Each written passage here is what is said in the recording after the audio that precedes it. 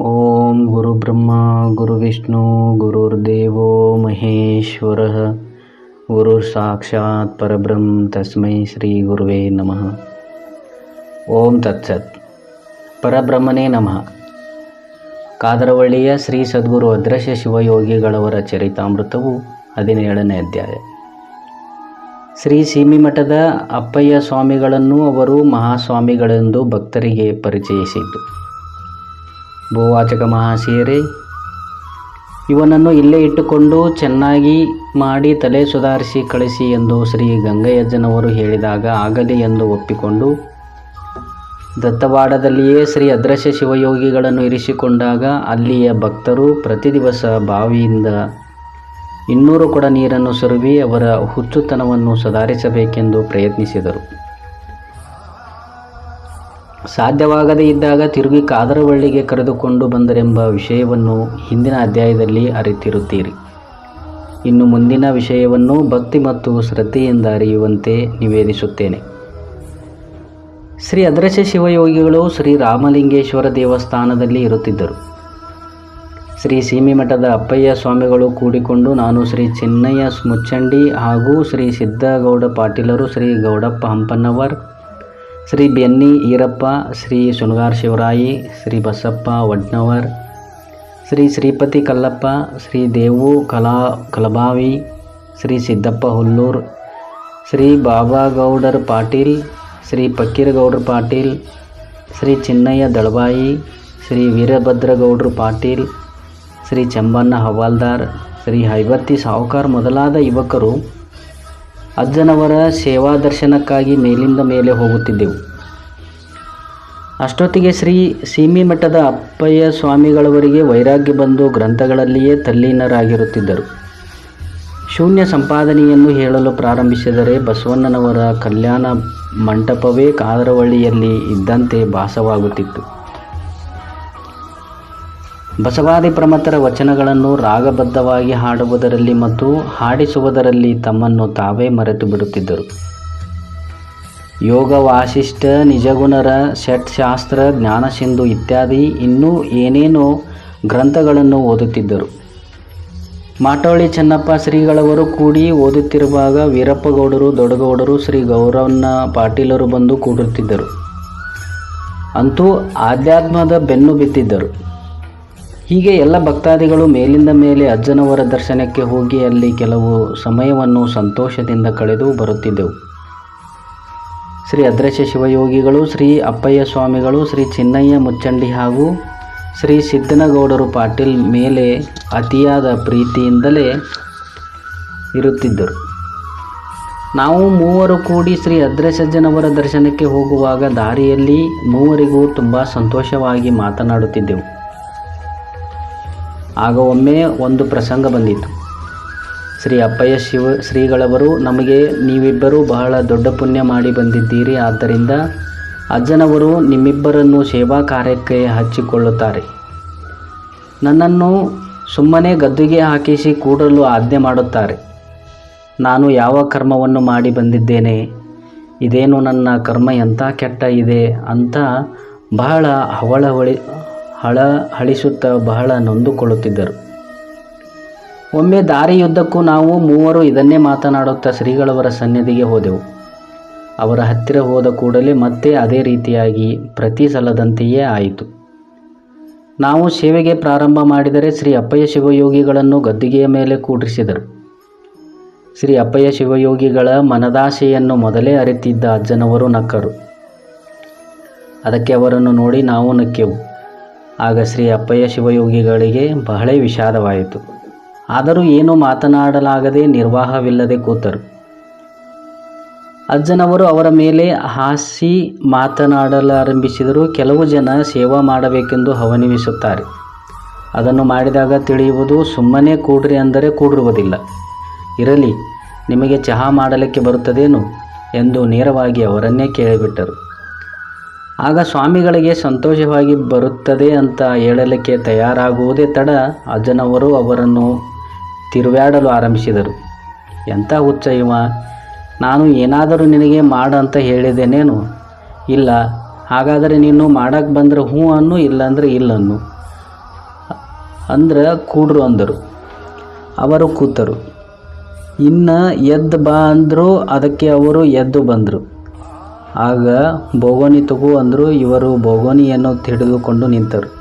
ಇವನಿಗೆ ಬೋಗೋನಿ ಹಿಡಿಯಕ್ಕೆ ಬರೋದಿಲ್ಲ, ಇನ್ನೂ ಚಹಾ ಯಾವಾಗ ಮಾಡ್ತಿ ಅಂದರು.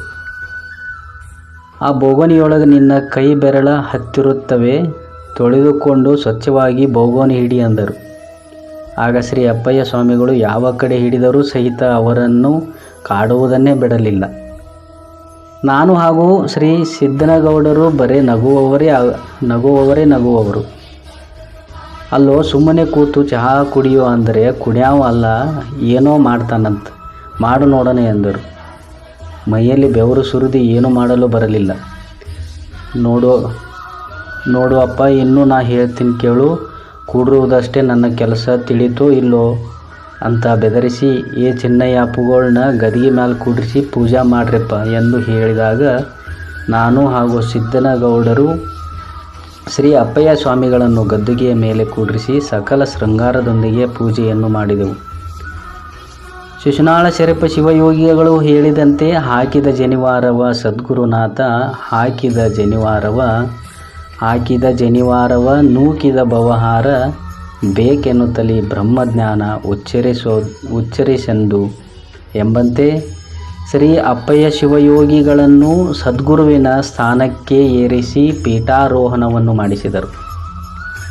ಹಿಂದೆ ಪ್ರಭುದೇವರು ಶೂನ್ಯ ಸಿಂಹಾಸನದ ಮೇಲೆ ಮೂರ್ತಗೊಂಡಿರಲು ಬಸವರಾಜ ದೇವರು ಅಷ್ಟವಿಧಾರ್ಚನೆ ಷೋಡಶೋಪಚಾರಗಳನ್ನು ಮಾಡಿಸಿ ಶರಣರ ಸತಿಯರೆಲ್ಲರೂ ನಿವಾಳಗೈಯನ್ನೆತ್ತಿ ವಾದ್ಯಗಳು ರಭಸದಿಂದ ಮೊಳಗಿ ಜಯ ಜಯ ಎಂದು ಹರ್ಷಾಂಬುದಿಯನ್ನು ಮಾಡಿದಂತೆ ಭಾಸವಾಗುತ್ತಿತ್ತು. ಗುರುವಿಂಗೂ ಶಿಷ್ಯಂಗೂ ಆಗುವುದು ದೂರ, ಆಗುವುದು ಸಾರೆಂಬುವುದನಾರು ಬಲ್ಲರು. ಗುರು ಶಿಷ್ಯನಾದ ತನ್ನ ವಿನೋದಕ್ಕೆ, ಶಿಷ್ಯನೇ ಗುರುವಾದ ತನ್ನ ವಿನೋದಕ್ಕೆ, ಕಮ್ರವಂಬ ಕೌಟಲ್ಯ ಎದೆಯೊಕ್ಕ ಕಾರಣ ಭಿನ್ನವಾಗಿ ಇದ್ದಿತೆಂದರೆ ಅದು ನಿಶ್ಚಯಬಹುದೇ. ಆದಿ ಅನಾದಿಯಿಂದನೆತ್ತ ಮುನ್ನ ಪರತ್ವತ್ವ ಮಂ ತಿಳಿದು ನೋಡಲು, ನೀನೇ ಸ್ವಯಂ ಜ್ಯೋತಿ ಪ್ರಕಾಶನೆಂದರಿಯಲು, ನಿನಗೆ ನೀನೇ ಗುರುವಲ್ಲದೆ ನಿನ್ನಿಂದ ಅಧಿಕ ಒಪ್ಪ ಗುರು ಉಂಟೆ. ಇದು ಕಾರಣ ಗುಹೇಶ್ವರಲಿಂಗವು ತಾನೇ ಎಂಬುದನ್ನು ನಿನ್ನಿಂದರಿಯಬೇಕು ನೋಡ ಎಂಬಂತೆ ಗುರು ಶಿಷ್ಯರ ಭಾವ ದೂರವಾಗಿ, ಗುರುವೇ ಶಿಷ್ಯನಾಗಿ, ಶಿಷ್ಯನೇ ಗುರುವಾಗಿ ಪರತತ್ವವನ್ನು ತಿಳಿದು ನೋಡಿ, ನೀನೇ ಸ್ವಯಂ ಜ್ಯೋತಿ ಪ್ರಕಾಶನೆಂದು ತಿಳಿ, ನಿನಗೆ ನೀನೇ ಗುರುವಲ್ಲದೆ ನಿನ್ನಿಂದ ಅಧಿಕ ಒಬ್ಬ ಗುರುವಿಲ್ಲ. ಆ ಸಾಕ್ಷಾತ್ ಪರಮೇಶ್ವರನೇ ನೀನಾಗಿರುವೆ. ಮನವೇಕಾರ್ಥವಾಗಿ, ಕಾಯಕ್ಕೆ ಕಾಯ ಸಂಬಂಧವಾಗಿ, ಪ್ರಾಣಕ್ಕೆ ಪ್ರಾಣ ಸಮದರ್ಶನವಾಗಿದ್ದವರಲ್ಲಿ ತೆರೆಮರೆ ಎಂಬುದಿಲ್ಲ ನೋಡಯ್ಯ. ಸಂಘ ನಿಸ್ಸಂಗವಾಗಿಪ್ಪವರಲ್ಲಿ ಉಪಚಾರಕ್ಕೆ ಇಂಗಿಲ್ಲ ನೋಡಯ್ಯ. ಬಸವಪ್ರಿಯ ಕೂಡಲ ಸಂಘ ಚೆನ್ನಯ್ಯ ಎಂಬಂತೆ ಶ್ರೀ ಅದೃಶ್ಯ ಶಿವಯೋಗಿಗಳ ಮತ್ತು ಶ್ರೀ ಅಪ್ಪಯ್ಯ ಶಿವಯೋಗಿಗಳವರ ಮನಮನವು ಏಕವಾಗಿ, ಕಾಯಕ್ಕೆ ಕಾಯ, ಪ್ರಾಣಕ್ಕೆ ಪ್ರಾಣ ಸಂಬಂಧವಾಗಿ ಸಂಘ ನಿಸ್ಸಂಗರಹಿತನಾಗಿದ್ದರು. ಘನಮಹಿಮ ಶರಣರ ಸಂಘದಿಂದೇ ಘನಕ್ಕೆ ಘನವೈದ್ಯನಾದ ಬಳಿಕ ಅರಿಯಲಿಲ್ಲ, ಮರೆಯಲಿಲ್ಲ, ಕೂಡಲಿಲ್ಲ, ಅಗಲಲಿಲ್ಲ, ಮನಮೆರೆದಪ್ಪಿ ನಿರಬಯಲಾದ ಸುಖವು ಶೂನ್ಯ ನಿಶೂನ್ಯನೆಂದು ನುಡಿಯಲುಂಟೆ. ಶಬ್ದ ಮುಕ್ತವಾಗಿ ಎನ್ನ ಅಜಗನ್ನ ತಂದೆಯ ಬೆರೆಸಿದ ಬಳಿಕ ಉರಿವುಂಡ ಕರ್ಪೂರದಂತಾದೇನಯ್ಯ. ಮಹಾಶರಣೆ ಮುಕ್ತಾಯಕ್ಕೆ ಹೇಳಿದಂತೆ ಘನಮಹಿಮ ಶರಣರ ಸಂಘದಿಂದ ಶ್ರೀ ಅಪ್ಪಯ್ಯ ಶಿವಯೋಗಿಗಳು ಉರಿವುಂಡ ಕರ್ಪದಂತೆ ಆದರು. ನೀರಬಯಲಾದ ಸುಖವನ್ನು ಶೂನ್ಯ ನಿಶೂನ್ಯನೆಂದು ನುಡಿಯದೆ ನಿಶ್ಶಬ್ದವಾಗಿ ತನ್ನಲ್ಲಿ ತಾನೇ ಲೀನವಾಗಿ ಕ್ಷಣಹೊತ್ತು ಕಾಯದ ಪರಿವೆಯನ್ನೇ ಮರೆತರು.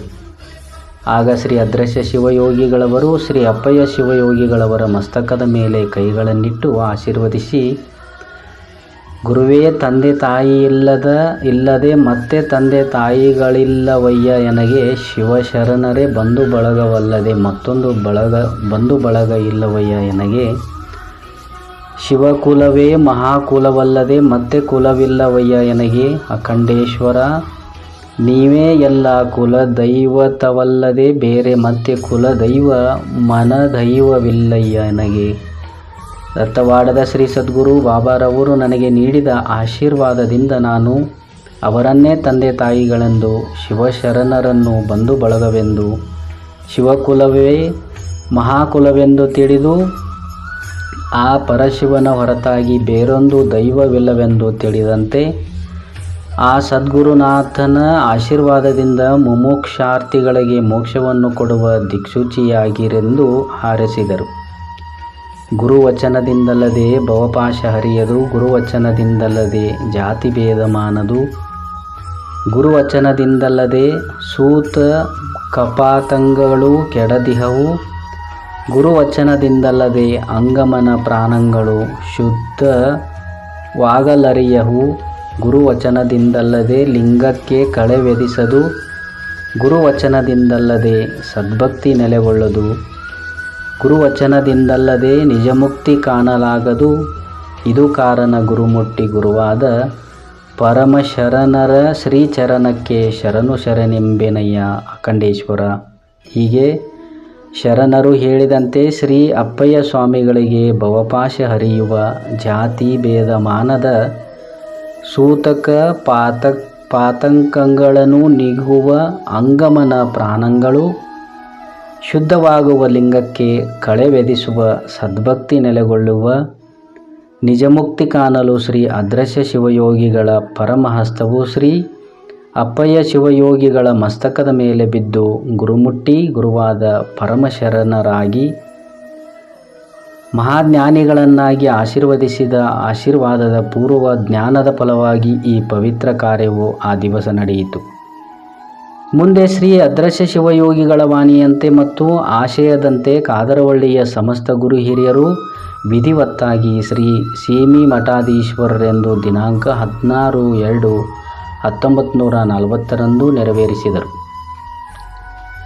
ಶ್ರೀ ಅಪ್ಪ ಶಿವಯೋಗೀಶ್ವರರು ಕಾದರವಳ್ಳಿ ಮತ್ತು ಈ ಭಾಗದ ಮುಮುಕ್ಷುಗಳಿಗೆ ಮೋಕ್ಷದ ದಾರಿಯನ್ನು ತೋರಿಸುವಲ್ಲಿ ಕಾದರವಳ್ಳಿಯನ್ನು ಕಲ್ಯಾಣ ಮಂಟಪವನ್ನಾಗಿ ಮಾಡಿ ಪ್ರತಿನಿತ್ಯ ಶಿವಾನುಭವಗೋಷ್ಠಿ, ವಚನಗಾಯನ, ಶಾಸ್ತ್ರ ವಿವೇಚನೆ ಮಾಡಿ ಜಗದೋದ್ಧಾರಕರಾಗಿ ಅನ್ನಬಸವಣ್ಣನವರ ಕಲ್ಯಾಣ ಮಂಟಪವನ್ನು ಎರಡನೆಯ ಅನ್ನಬಸವಣ್ಣನವರಾಗಿ ಕಾದರವಳ್ಳಿಗೆ ತಂದು ಮಹಾಮನೆಯನ್ನಾಗಿ ಮಾಡಿದರು. ಕೇವಲ ಗದ್ದುಗೆಯ ಮೇಲೆ ಕುಳಿತು ಸನ್ನೆ ಮಾಡಿದರೆ ಹಿಮಾಲಯ ಪರ್ವತವೇ ಕಾದರವಳ್ಳಿಗೆ ಬಂದು ನಮಸ್ಕರಿಸುವಂತಾಯಿತು. ಭಕ್ತಿಯಲ್ಲಿ ಅನ್ನಬಸವಣ್ಣ, ಜ್ಞಾನದಲ್ಲಿ ಚನ್ನಬಸವಣ್ಣ, ಅರಿವಿನಲ್ಲಿ ಅಲ್ಲಮ್ಮ, ಸಿದ್ಧಿಯಲ್ಲಿ ಸಿದ್ದರಾಮ, ಕವನದಲ್ಲಿ ಕಾಳಿದಾಸ, ರೂಪದಲ್ಲಿ ಮನ್ಮಥ, ಉಪದೇಶದಲ್ಲಿ ಶ್ರೀಕೃಷ್ಣ ಪರಮಾತ್ಮನಾಗಿ ಸೀಮಿ ಮಠವನ್ನು ಅದೃಶ್ಯಾನಂದ ಆಶ್ರಮವನ್ನಾಗಿ ಮಾಡಿ ಆಧ್ಯಾತ್ಮದ ಸರೋವರದಲ್ಲಿ ಭಕ್ತ ಜನರನ್ನು ಈಜಾಡಿಸಿ ಅನೇಕ ಪವಾಡಗಳನ್ನು ಮಾಡಿ ಭಕ್ತರನ್ನು ಉದ್ಧರಿಸಿ ಹರಿಸಿದ ಮಹಾನುಭಾವಿಗಳು ಹಾಗೂ ಸತ್ಪುರುಷರು ಇವರಾದರು. ಈ ಮಠದಲ್ಲಿ ಸಂಕ್ರಮಣ ಕುಂಭಮೇಳ ಸಪ್ತಾಹದಿಂದ ಹಿಡಿದು ಹರಿದ್ವಾರ ಮಹಾರಾಜರ ಪುಣ್ಯತಿಥಿ, ಮಾತೋಶ್ರೀ ಗೌರಮ್ಮನವರ ಪುಣ್ಯತಿಥಿ, ಶ್ರೀ ಸದ್ಗುರು ಬಾಬಾರವರ ಪುಣ್ಯತಿಥಿ ಮತ್ತು ಭಾರತದ ಸಂಸ್ಕೃತಿಯ ಭವ್ಯ ಪರಂಪರೆಯಲ್ಲಿ ಬರುವ ಸತ್ಶರಣರ ಮತ್ತು ಬಸವಾದಿ ಪ್ರಮಥರ ಪುಣ್ಯತಿಥಿಗಳನ್ನು ದಿನಾಚರಣೆಗಳನ್ನು ಆಚರಿಸುತ್ತಾ ಉಳುವಿಯ ಶ್ರೀ ಚನ್ನಬಸವೇಶ್ವರ ಚಿಕ್ಕ ತೇರನ್ನು ಎಳೆದು ಉಳುವಿಯ ಜಾತ್ರೆಯನ್ನು ಕಾದರವಳ್ಳಿಯಲ್ಲಿಯೇ ಸೃಷ್ಟಿಸುವ ಕರ್ತೃತ್ವ ಶಕ್ತಿಯುಳ್ಳವರಾಗಿದ್ದರು. ಶ್ರೀ ಸಿಮಿಮಠದಲ್ಲಿ ಮೇಲು ಕೀಳು, ಸಿರಿತನ ಕಿರಿತನ, ಬಡವ ಬಲ್ಲಿದ ಜಾತಿ ಭೇದವಿಲ್ಲದೆ ಸಮದೃಷ್ಟಿಯಿಂದ ಎಲ್ಲರನ್ನೂ ಕಾಣುತ್ತಾ ಪ್ರೀತಿ ವಾತ್ಸಲ್ಯದ ಸಾಗರವನ್ನೇ ಹರಿಸಿದರು. 1973ರಲ್ಲಿ ಸುಮಾರು 800 ಭಕ್ತರನ್ನು ಕರೆದುಕೊಂಡು ಶ್ರೀ ಬಸನಗೌಡರು ಮಹಾರಾಜರೊಂದಿಗೆ ಪುಣ್ಯಕ್ಷೇತ್ರಗಳ 10 ದಿವಸದ ಪ್ರವಾಸದಲ್ಲಿ ಪ್ರತಿದಿನವೂ ವಚನಗಾಯನ, ಶಾಸ್ತ್ರ ಪ್ರವಚನ ಮತ್ತು ಅನ್ನದಾಸೋಹಗಳು ಯಥಾವತ್ತಾಗಿ ನಡೆದು ಜ್ಞಾನಬಾನ ಮತ್ತು ಅನ್ನಬಾನವನ್ನು ಮಾಡಿಸುತ್ತಾ ಭಕ್ತಿ ಸಾಗರದಲ್ಲಿ ಲೋಲಾಡಿ ಬಂದರು. ಆ ಸಮಯದಲ್ಲಿ ಮಾನ್ಯ ಶ್ರೀ BV ಕಟ್ಟಿ ಸಾಹೇಬರು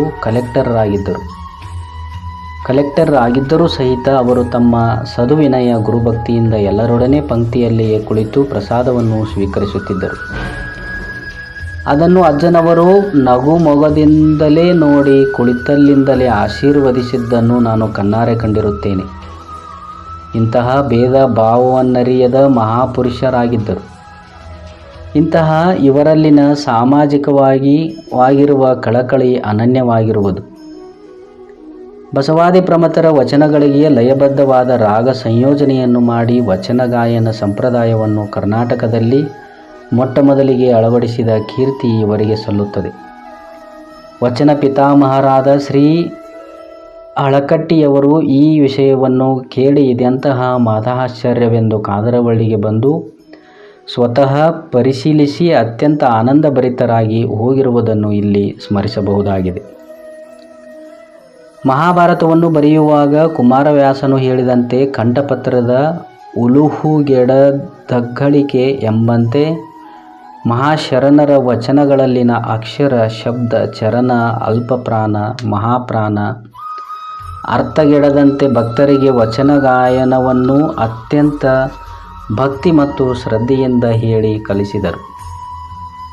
ವಚನಗಳನ್ನು ಅನ್ನುವಾಗ ಪೂರ್ತಿ ಕೇಳುತ್ತಾ ಕುಳಿತು ವಚನ ಮುಗಿದ ತಕ್ಷಣವೇ ಮೇಳದಲ್ಲಿ ಯಾವುದೋ ಒಂದು ಧ್ವನಿ ಉಚ್ಚರಿಸಿದ ಅಪಸ್ವರ, ಶಬ್ದದೋಷ, ಅರ್ಥದೋಷ ಆಗಿರುವುದನ್ನು ಕಂಡು ಹಿಡಿದು ಹೀಗೆನ್ನುತ್ತಿದ್ದರು: ಯಾರೋ ಅವನು ಭಕ್ತಿ ಎಂಬ ಪ್ರತ್ಯಯ ಮೇಲೆ ಬದಲಾಗಿ ಭಕ್ತಿ ಎಂಬ ಪ್ರತ್ಯಯ ಮೇಲೆ ಅಂದಿರಲ್ಲ, ತಿದ್ದುಕೊಳ್ಳಪ್ಪ ಅದನ್ನು ಎಂದು ತತ್ಕ್ಷಣವೇ ನುಡಿದು ವಚನಗಳ ಸಾರ ಕೆಡದಂತೆ ಅಪಭ್ರಂಶಗಳಾಗದಂತೆ ಬಹು ಎಚ್ಚರಿಕೆಯಿಂದ ವಚನಗಳನ್ನು ಸಂತರ ಪದಗಳನ್ನು ಹಾಡಿಸಿ ವಚನ ಗಾಯನ ಪದ್ಧತಿಗೆ ರಾಗ ಸಂಯೋಜನೆಯನ್ನು ಮಾಡಿ ಹೊಸ ನಾಂದಿಯನ್ನು ಹಾಡಿದರು. ಈ ವಚನ ಗಾಯನದಲ್ಲಿ ಶ್ರೀ ಲಕ್ಷ್ಮಣ ಹೈವತ್ತಿಯ ಪಟಿವಾದನ, ಶ್ರೀ ಬಸಪ್ಪ ವಡ್ನವರ ಇವರ ಡಗ್ಗಾವಾದನ, ಶ್ರೀ ಹಾರಿ ಕಲ್ಲಪ್ಪನ ದಮ್ಮಡಿ ವಾದನ, ಶ್ರೀ ಬಾಬಾಗೌಡರ ಪಾಟೀಲ್ ಮತ್ತು ಶ್ರೀ ಚಿನ್ನಯ್ಯ ಮುಚ್ಚಂಡಿ ಮಠ ಇವರ ಕೊಳಲು ವಾದನ, ಶ್ರೀ ವೀರಭದ್ರಪ್ಪ ಹೈವತ್ತಿ, ಶ್ರೀ ದೇವು ಕಲಬಾವಿ, ಶ್ರೀ ಸಿದ್ದಪ್ಪ ಹುಲ್ಲೂರ್, ಶ್ರೀ ಸುನಗಾರ್ ಶಿವರಾಯಿ, ಶ್ರೀ ಗೌಡಪ್ಪ ಹಮ್ಮಣ್ಣನವರ್ ಹಾಗೂ ಅನೇಕ ಬಾಲಕರು ಮತ್ತು ಯುವಕರ ಶುಶ್ರೂವ್ಯವಾದ ಕಂಠದಿಂದ ಹರಿದು ಬರುವ ವಚನಗಳು ಮತ್ತು ದಾಸ ಸಾಹಿತ್ಯದ ಕೃತಿಗಳ ಮಧುರ ಸಾಹಿತ್ಯ ಎಲ್ಲರನ್ನೂ ಬೆರಗಾಗಿಸುವಂತೆ ಇದ್ದು, ಬಸವಾದಿ ಪ್ರಮಥರ ವಚನಗಳ ಪ್ರಚಾರವಾಗಿ ಈ ಭಜನಾ ಮಂಡಳಿಯು ಆಮಂತ್ರಣದ ಮೇರೆಗೆ ಬೇರೆ ಬೇರೆ ಗ್ರಾಮಗಳಿಗೆ ಹೋಗಿ ಬರುವಷ್ಟರಲ್ಲಿ ಎತ್ತರದಲ್ಲಿ ಬೆಳೆಯಿಸಿ ನಿಲ್ಲಿಸಿದ ಕೀರ್ತಿಯು ಶ್ರೀ ಅಪ್ಪಯ್ಯ ಶಿವಯೋಗಿಗಳಿಗೆ ಸಲ್ಲುತ್ತದೆ. ವಚನ ಗಾಯನವಾದ ನಂತರ ಮಹಾತ್ಮರ ಚರಿತ್ರೆಗಳು, ಜ್ಞಾನಸಿಂಧು, ಶ್ರೀಮನ್ ನಿಜಗುಣಾರಾಧ್ಯರ ಷಟ್ಶಾಸ್ತ್ರಗಳು, ಶೂನ್ಯ ಸಂಪಾದನೆ ಇತ್ಯಾದಿ ಗ್ರಂಥಗಳನ್ನು ಮೊದಲು ಶ್ರೀ ಬಸವಣ್ಣಪ್ಪಗೌಡರು ಪಾಟೀಲ್ ಅವರು ಮತ್ತು ಅವರ ತರುವಾಯ ಶ್ರೀ ಹೈವತ್ತಿ ಸಾವುಕಾರರಿಂದ ಪಾರಾಯಣ ಮಾಡಿಸಿ ಅದರ ಚಿಂತನಾತ್ಮಕ ವಿವರಣೆಯನ್ನು ವಿವರಿಸಿ ಕಬ್ಬಿಣದ ಕಡಲೆಯಾದ ವೇದಾಂತವನ್ನು ಅಂಗೈ ನೆಲ್ಲಿಕಾಯಿಯಾಗಿ ಪರಿವರ್ತಿಸಿದ ಮಹಾನುಭಾವರಿವರು. ಮಠಕ್ಕೆ ಆಗಮಿಸುವ ಸಕಲ ಸದ್ಭಕ್ತರನ್ನು ನಗುಮೊಗದಿಂದ ಆತ್ಮೀಯವಾಗಿ ಕುಶಲೋಪಚಾರದೊಂದಿಗೆ ಬರಮಾಡಿಕೊಂಡು ಹಾಸ್ಯ ಚಟಾಕಿಯಲ್ಲಿಯೇ ಕರವೀರ ಬಹಳ ದಿವಸಕ್ಕೊಮ್ಮೆ ಇಲ್ಲೊಬ್ಬ ಶರಣರು ಬಂದಾನು, ಇವಾಗ ಚಹಾ ಕೊಡಪ್ಪ ಎಂದು ಕರೆದಾಗ ಕರವೀರನೆಂಬ ಶಿವಭಕ್ತನು ಬಂದ ಭಕ್ತಾದಿಗಳಿಗೆ ಅತ್ಯಂತ ಭಕ್ತಿಯಿಂದ ಮಠದಲ್ಲಿ ಆಗ ಇದ್ದ ಹಣ್ಣು ಹಂಪಲ, ಸಿಹಿ ತಿಂಡಿ, ಚುರುಮರಿ, ಖಾರ, ಚಹಾ ಅಥವಾ ಪ್ರಸಾದವನ್ನು ಕಡ್ಡಾಯವಾಗಿ ಮಾಡಿಸಿ ಶ್ರೀ ಅಪ್ಪಯ್ಯ ಶಿವಯೋಗಿಗಳ ಹತ್ತಿರ ಕಳುಹಿಸುತ್ತಿದ್ದನು. ಮುಂದೆ ಅವರು ಲೋಕಾಭಿರಾಮವಾಗಿ ಮಾತನಾಡುತ್ತಾ ನಗುನಗುತ್ತಾ ಶ್ರೀಕೃಷ್ಣ ಪರಮಾತ್ಮನು ಭಗವದ್ಗೀತೆಯಲ್ಲಿ ಅರ್ಜುನನಿಗೆ ಉಪದೇಶಿಸಿದಂತೆ ಕಾಂತಾ ಸಂಹಿತವಾಗಿ ಹಾಸ್ಯ ಚಟಾಕಿಯಲ್ಲಿಯೇ ಬ್ರಹ್ಮೋಪದೇಶವನ್ನು ಮಾಡಿ ವೇದಾಂತದ ಸಾರವನ್ನೇ ಕುಡಿಸಿ ಸಾಮಾಜಿಕ ಮತ್ತು ಧಾರ್ಮಿಕ ಪರಿವರ್ತನೆಯನ್ನು ಮಾಡುತ್ತಾ ಭಕ್ತರನ್ನು ಧರ್ಮಾನುಷ್ಠಾನದ ಕಡೆಗೆ ಆಕರ್ಷಿಸುತ್ತಿದ್ದರು. ರಾತ್ರಿ ವಚನ ಗಾಯನ ಮುಗಿದ ತಕ್ಷಣ ಯುವಕರೆಲ್ಲ ಹೊಳೆಗೆ ಹೋಗಿ ದೊಡ್ಡ ದೊಡ್ಡ ಕೊಡಗಳನ್ನು ಹಿಡಿದುಕೊಂಡು ನೀರು ತರುವುದು ವಾಡಿಕೆಯಾಗಿತ್ತು. ಅದರಲ್ಲಿಯೂ ಶ್ರೀಗಳ ಹಾಸ್ಯ ಚಟಾಕಿ ಮತ್ತು ಭಕ್ತರನ್ನು ಧರ್ಮಾಸಕ್ತರನ್ನಾಗಿ ಮಾಡುವ ಒಂದು ಉದಾಹರಣೆಯನ್ನು ಇಲ್ಲಿ ಕೊಡಬಯಸುತ್ತೇನೆ. ಮಠಕ್ಕೆ ತಪ್ಪಿಸಿ ಯಾವಾಗಲಾದರೊಮ್ಮೆ ಬರುವ ಹುಡುಗನಿಗೆ, ಏ ಮಾರಾಯ ನೀ ಹೋಗಬೇಡಪ್ಪ ಅತ್ತ, ಅಜ್ಜ ದಿನ ನೀರು ಹೊರಕ್ಕೆ ಹೋಳಿಗೆ ಕಳಿಸ್ತಾನಂತ ನಾಳೆ ಮಠಕ್ಕೆ ಬರೋದು ಬಿಟ್ಟು, ಯಾಕೆ ಬಿಡ ಅವರು ತರ್ತಾರ ಅನ್ನುತ್ತಿದ್ದರು. ಆಗ ಆ ಯುವಕನಿಗೆ ತನ್ನ ತಪ್ಪಿನ ಅರಿವಾಗಿ ಮರುದಿವಸ ಎಲ್ಲರಿಗಿಂತ ಮೊದಲು ಬಂದು ಹಾಜರಿರುತ್ತಿದ್ದನು. ಮಠದಲ್ಲಿ ಭಕ್ತಿ ಭಾವಗಳಿಂದ ಸೇವೆ ಸಲ್ಲಿಸುತ್ತಿರುವ ಭಕ್ತರ ಮೇಲೆ ಅವರ ಪ್ರೇಮ ಕಳಕಳಿ ಎಷ್ಟಿತ್ತೆಂದರೆ, ಶಾಸ್ತ್ರ ಪ್ರವಚನ ಹಾಗೂ ಪ್ರಸಾದ ಮುಗಿದ ಮೇಲೆ ರಾತ್ರಿ ಅವರುಗಳು ಮನೆಗೆ ಹೋಗುವ ಮುನ್ನ ಸ್ಟಾರ್ ಕಂಪನಿಯ ಬ್ರಾಹ್ಮಿ ತೈಲವನ್ನು ಪ್ರತಿಯೊಬ್ಬರ ಅಂಗೈಯಲ್ಲಿ ಹಾಕಿ ತಲೆಗೆ ಹಚ್ಚಿ ತಿಕ್ಕೋರಿ ಚೆಂದಾಗಿ ನಿದ್ದೆ ಬರ್ತೈತಿ ಎಂದು ನಗುಮೊಗದಿಂದ ಪುತ್ರ ವಾತ್ಸಲ್ಯವನ್ನು ತೋರುತ್ತಿದ್ದರು. ಆಗಿನ ಸಮಯದಲ್ಲಿ ಶಾಸ್ತ್ರಕ್ಕೆ ಶ್ರೀಯುತರುಗಳಾದ ಗೌಡಪ್ಪ ಅಮ್ಮನವರ, ಮುಚ್ಚಂಡಿ ಚಿನ್ನಯ್ಯ, ಸಿದ್ದನಗೌಡರು ಪಾಟೀಲ್, ಬಾಬನಗೌಡರು ಪಾಟೀಲ್, ಫಕ್ಕೀರಗೌಡರು, ಚಿನ್ನಯ್ಯ ದಳವಾಯಿ, ಸಾವುಕಾರ ಹೈಬತ್ತಿ, ಮರಡಿ ಸದೆಪ್ಪ, ಕಲವಾವಿ ದೇವಪ್ಪ, ಆರಿ ಕಲ್ಲಪ್ಪ, ಲಕ್ಷ್ಮಣ ಹೈಬತ್ತಿ, ಬಸಪ್ಪ ವಡ್ನವರ್, ದೊಡ್ಡೋನಿ ಬಸವನಪ್ಪ, ಫಕ್ಕೀರಪ್ಪ ಕಳಸನ್ನವರ್, ನಾವಲಗಿ ಬಾಬಣ್ಣ, ವಾಲಿ ಚಂಬಣ್ಣ ಮತ್ತು ವಿದ್ಯಾರ್ಜನೆಗಾಗಿ ಪರ ಊರುಗಳಿಗೆ ಹೋಗಿ ಆಗಾಗ ಬರುತ್ತಿರ ಯುವ ವಿದ್ಯಾರ್ಥಿಗಳು, ನೌಕರಿಗಾಗಿ ಹೊರಗೆ ಸೇವೆ ಸಲ್ಲಿಸುತ್ತಿರುವ ಜಿಲ್ಲಾಧಿಕಾರಿಗಳಾದ ಶ್ರೀ ಬಾಬಣ್ಣ ಕಟ್ಟಿ, ವಾಣಿಜ್ಯ ಇಲಾಖೆಯ ಅಧಿಕಾರಿಗಳಾದ ಶ್ರೀ ಶಿವಜಾತಯ್ಯ ದಳವಾಯಿ, ವಿರೂಪಾಕ್ಷಿ ಕಟ್ಟಿ, ಶಿವಲಿಂಗಯ್ಯ ಸೀಮಿಮಠ, ಕಳಸಣ್ಣನವರ ಕುಂಬಾರ ಬಸಪ್ಪ, ದುಂಡಪ್ಪ ಉಪ್ಪಿನ್, ಗೋಣಿ ಮಾಸ್ತರ್ ಮೊದಲಾದ ನೌಕರ ವರ್ಗದವರು ಮತ್ತು ವಿದ್ಯಾಭ್ಯಾಸಕ್ಕಾಗಿ ಹೋಗಿರುವ ನವ ತರುಣರಾದ ನಾಗನೂರಿನ BS ಪಾಟೀಲ್, ಅದ್ರಶೆಯ ಮುಚ್ಚಂಡಿ, ಗಂಗಾಧರ ಮುಚ್ಚಂಡಿ, ಬಾಬಣ್ಣ ಅರವಳ್ಳಿ, ಅಪ್ಪನ್ನಗೌಡರು ಪಾಟೀಲ್, BS ಪಾಟೀಲ್, ಕುಲಕರ್ಣಿ, ಗಂಗಾಧರ್ ಕೋಟಿಗಿ, ಈಶ್ವರಯ್ಯ ಸೀಮಿಮಠ ಮೊದಲಾದವರು ಮೇಲಿಂದ ಮೇಲೆ ಬಂದು ದರ್ಶನ ಪಡೆದು ಜ್ಞಾನಾಮೃತ ಮತ್ತು ಬಾನಾಮೃತವನ್ನು ಸವಿದು ತೃಪ್ತರಾಗುತ್ತಿದ್ದರು. ಶ್ರೀ ಅದ್ರಶಯ್ಯ ಮುಚ್ಚಂಡಿ ಇವನ ಮೇಲೆ ಮೊಮ್ಮಗನ ಪ್ರೀತಿಯಿಂದ ಇವನು SSLCಯಿಂದ MA ಪ್ರತಿ ವರ್ಷ ವಾರ್ಷಿಕ ಪರೀಕ್ಷೆ ಪರಿಣಾಮ ಬಂದ ತಕ್ಷಣ ನನ್ನ ಮೊಮ್ಮಗ ಪಾಸಾಗಿದ್ದಾರೋ ಶಿರ ಅವಲಕ್ಕಿ ಮಾಡ್ರಿ ಎಂದು ಭಕ್ತಾದಿಗಳಿಗೆ ಮತ್ತು ಕರಿವೀರನಿಗೆ ಹೇಳಿ ಸಂತೋಷದಿಂದ ಮಾಡಿಸಿ ಆನಂದಿಸುತ್ತಿದ್ದರು. ಮುಂದೆ ಈ ಅದ್ರಶಯ್ಯ ಮುಚ್ಚಂಡಿ ಇವರು ಅವರ ವಾಣಿ ಮತ್ತು ಆಶೀರ್ವಾದದಂತೆ ಸಾರ್ವಜನಿಕ ಶಿಕ್ಷಣ ಇಲಾಖೆಯಲ್ಲಿ ಉಪನಿರ್ದೇಶಕರ DDPI ಹುದ್ದೆಯಲ್ಲಿ ಕಾರ್ಯ ಸಲ್ಲಿಸಿ ನಿವೃತ್ತರಾಗಿ ಲೌಕಿಕ ಪಾರಮಾರ್ಥಗಳೆರಡರಲ್ಲಿ ಸುಖ ಸಂಪತ್ತನ್ನು ಹೊಂದಿ ಅವರ ಆಶೀರ್ವಾದದಿಂದ ಪರಮ ಸುಖಿಗಳಾಗಿರುತ್ತಾರೆಂಬುದು ಪವಾಡವೇ ಸರಿ. ನೀವೆಲ್ಲರೂ ದೊಡ್ಡವರಾಗುತ್ತೀರೋ ಎಂದು ಮೇಲಿಂದ ಮೇಲೆ ತಮ್ಮ ವಾಣಿಯಲ್ಲಿ ಎಲ್ಲರನ್ನೂ ಹೊಗಳುತ್ತಾ ಉದ್ಗಾರ ತೆಗೆಯುತ್ತಿದ್ದರು. ಅದರಂತೆ ಸನ್ಮಾನ್ಯ ಶ್ರೀ BV ಕಟ್ಟಿಯವರು, IAS ಅಧಿಕಾರಿಗಳು, ಶ್ರೀ ಶಿವಜಾತಯ್ಯ ದಳವಾಯಿಯವರು ವಾಣಿಜ್ಯ ಇಲಾಖೆಯಲ್ಲಿ ಹಿರಿಯ ಅಧಿಕಾರಿಗಳಾಗಿ, ಅವರ ಸಹೋದರ ಶ್ರೀ ದಳವಾಯಿ ವಕೀಲರಾಗಿ, ಶ್ರೀ ಶಿವಲಿಂಗಯ್ಯ ಸೀಮಿಮಠ ಮತ್ತು ಶ್ರೀ ವಿರೂಪಾಕ್ಷಪ್ಪ ಕಟ್ಟಿಯವರು ಸರ್ಕಾರಿ ಕಾಲೇಜಿನ ಪ್ರಾಂಶುಪಾಲರಾಗಿ, ಶ್ರೀ ಗುರುಸಿದ್ದಯ್ಯ ಮುಚ್ಚಂಡಿ ಮಠ, ಶ್ರೀ ದುಂಡಪ್ಪ ಉಪ್ಪಿನ ಹಾಗೂ ಕಳಸಣ್ಣನವರ ಹಾಗೂ ಶ್ರೀ ರಾಜು ಮುಚ್ಚಂಡಿ ಇವರುಗಳು ಕೃಷಿ ಇಲಾಖೆಯಲ್ಲಿ, ಶ್ರೀ ಅಪ್ಪನಗೌಡರು ಪಾಟೀಲ್ ಮತ್ತು ನಾಗನೂರಿನ ಶ್ರೀ BS ಪಾಟೀಲ್ ಅವರುಗಳು ಕಾಲೇಜಿನ ಪ್ರಾಧ್ಯಾಪಕರಾಗಿ, ಶ್ರೀ ಅರವಳ್ಳಿ ಬಾಬು ಹಾಗೂ ಶ್ರೀ ಕುಂಬಾರ ಬಸಪ್ಪ, ಶ್ರೀ ಗಂಗಾಧರ ಕೋಟಿಗೆಯವರು ರಾಷ್ಟ್ರ ಪ್ರಶಸ್ತಿ ವಿಜೇತ ಪ್ರೌಢಶಾಲೆಯ ಮುಖ್ಯೋಪಾಧ್ಯಾಯರಾಗಿ, ಶ್ರೀ ಗಂಗಾಧರ ಮುಚ್ಚಂಡಿ ಮತ್ತು ಶ್ರೀ ಕಿರಣ್ ಮುಚ್ಚಂಡಿ ಮಠ ದೊಡ್ಡ ಉದ್ದಿಮೆದಾರರಾಗಿ ಹಾಗೂ ಶ್ರೀ ಅಮ್ಮಣ್ಣನವರ ಗೌಡಪ್ಪನವರ ಮನೆಯಲ್ಲಿ ಇಬ್ಬರು ನ್ಯಾಯವಾದಿಗಳಾದರು. ಇವರೆಲ್ಲ ಶ್ರೀ ಅಪ್ಪಯ್ಯ ಸ್ವಾಮಿಗಳವರ ಅನನ್ಯ ಪ್ರೀತಿ ಕಳಕಳಿ ಮತ್ತು ದಿವ್ಯವಾಣಿಯಿಂದ ಲೌಕಿಕ ಪಾರಮಾರ್ಥಗಳೆರಡರಲ್ಲಿ ಪರಮ ಸಾಧನೆ ಸಾಧಿಸಿ ಸುಖ ಸಮೃದ್ಧಿಯಿಂದ ಜೀವನವನ್ನು ಸಾಗಿಸುತ್ತಿರುವುದು ಶ್ರೀ ಸೀಮಿಮಠದ ಅಪ್ಪಯ್ಯ ಸ್ವಾಮಿಗಳ ಪವಾಡವೇ ಸರಿ. ಶ್ರೀ ಅದೃಶ್ಯ ಶಿವಯೋಗಿಗಳ ಮಹಾದಾಶೀರ್ವಾದದಿಂದ ಶ್ರೀ ಸಿಮಿಮಠವೆಂಬ ಪುಣ್ಯಧಾಮವನ್ನು ಕಲ್ಯಾಣ ಮಂಟಪವನ್ನಾಗಿ ಮಾಡಿ ಜಗದೋದ್ಧಾರಗೈದು ದೇಹತ್ಯಾಗ ಮಾಡುವ ಇಚ್ಛಾಶಕ್ತಿಯುಳ್ಳವರಾದ ಪವಾಡ ಪುರುಷರಾದ ಶ್ರೀ ಅಪ್ಪಯ್ಯ ಶಿವಯೋಗಿಗಳು 1978ರಲ್ಲಿ ಲಿಂಗೈಕ್ಯರಾದರು.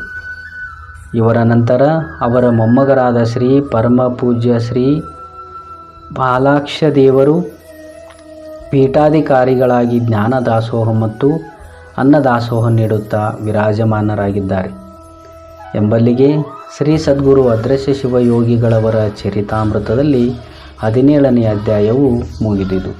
ಜೈ ಜೈ ಶಿವನಮ ಪಾರ್ವತಿ ಪತಿ ಹರ ಹರ ಮಹಾದೇವ್.